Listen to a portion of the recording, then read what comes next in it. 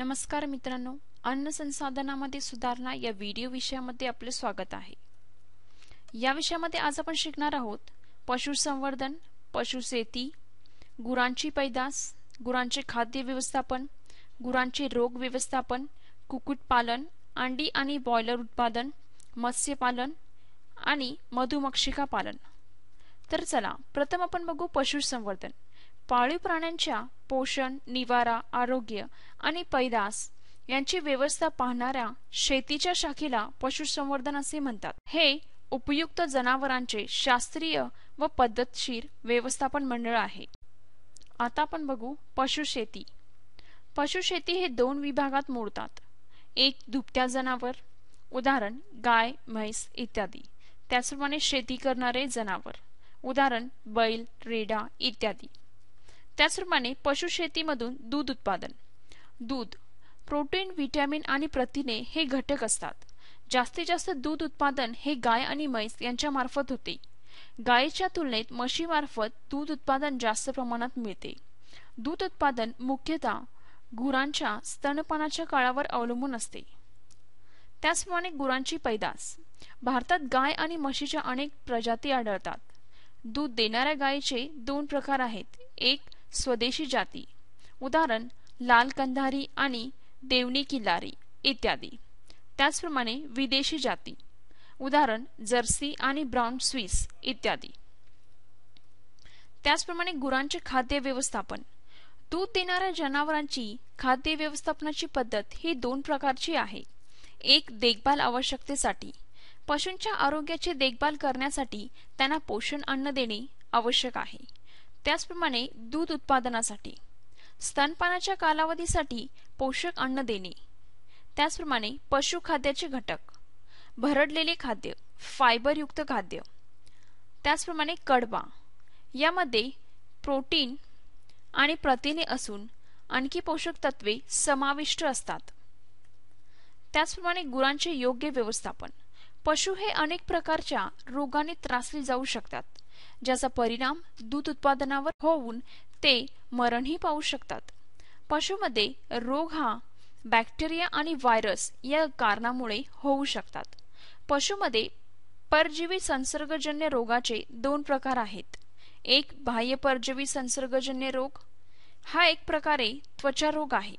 दोन आंतरपरजीवी संसर्गजन्य रोग, हा किड्यांपासून होणारा रोग असून त्यामुळे यकृत, आतडी यांवर त्याचा प्रभाव पडतो। त्याचप्रमाणे संसर्गजन्य रोग हा मूळतः बॅक्टेरिया आणि व्हायरस यामुळे होतो। संसर्गजन्य रोगापासून बचाव करण्यासाठी पशूंना टीका म्हणजेच लसीकरण दिले जाते। त्यानंतर कुक्कुटपालन। अंडी आणि मांस यांचे उत्पादन घेण्यासाठी कुक्कुटपालन केले जाते। अंड्याचे उत्पादन घेण्यासाठी अंडे देणाऱ्या कोंबड्यांचे पालन केले जाते। त्याचप्रमाणे मांस उत्पादनासाठी बॉयलर कोंबड्यांचे पालन केले जाते। आपण येथे चित्रात बघू शकतो। कोंबड्यांच्या जाती तीन आहेत। देशी, त्यामध्ये एसील कोंबड्या, विदेशीमध्ये बॉयलर, त्याचप्रमाणे हायब्रिडमध्ये पान कोंबड्या। आता आपण बघू अंडी आणि बॉयलर उत्पादन। कोंबड्यांचे व्यवस्थापन। कुक्कुटपालन व्यवस्थेसाठी तापमान त्याचबरोबर स्वच्छता हे त्यांच्या खाद्यपदार्थाची गुणवत्ता राखतात। यांच्या आहारामध्ये व्हिटॅमिन आणि व्हिटॅमिन के चे प्रमाण अधिक ठेवले जाते। त्याचप्रमाणे रोग प्रतिबंधन। जीवाणू, विषाणू, परजीवी आणि पोषणरहित खाद्य या कारणांमुळे कोंबड्यांमध्ये अनेक प्रकारचे रोग निर्माण होऊ शकतात। चांगली स्वच्छता आणि त्याचप्रमाणे रोग प्रतिबंधक औषधे यांचा वापर करून त्यांना रोगापासून दूर ठेवले जाऊ शकते। त्याचप्रमाणे मत्स्यपालन। आपल्या आहारामधील प्रोटीनयुक्त स्रोत आहे। नदी, तलाव आणि समुद्र इत्यादी माशांचे स्रोत आहेत। पापलेट, रोहू, मृगल, टुना हे सर्वाधिक प्रमाणात समुद्रात आढळतात। त्याचप्रमाणे बांगडा, मांदेली, झिंगा हे देखील आहेत। आता आपण बघू मधुमक्षिका पालन।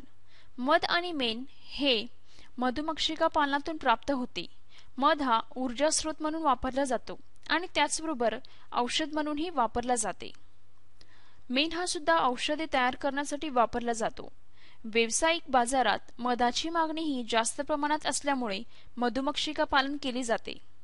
मधमाशाच्या ज्या जाती माशी पेटीत वापरतात ते भारतीय माशी, खडकी माशी आणि लहान माशी अशा आहेत. सराव: आपल्यासाठी खालील काही प्रश्न दिले आहेत. आपल्या स्वतःच्यावर त्यांना उत्तरे द्या व संकल्पना सुधारित करा. ही सामग्री शालेय शिक्षण प्रकल्प आकाश अंतर्गत विकसित केले गेले आहे.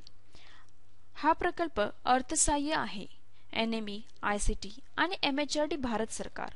आमच्याशी संपर्क करण्यासाठी दिलेल्या ईमेल ID वर आम्हाला मेल करा. धन्यवाद.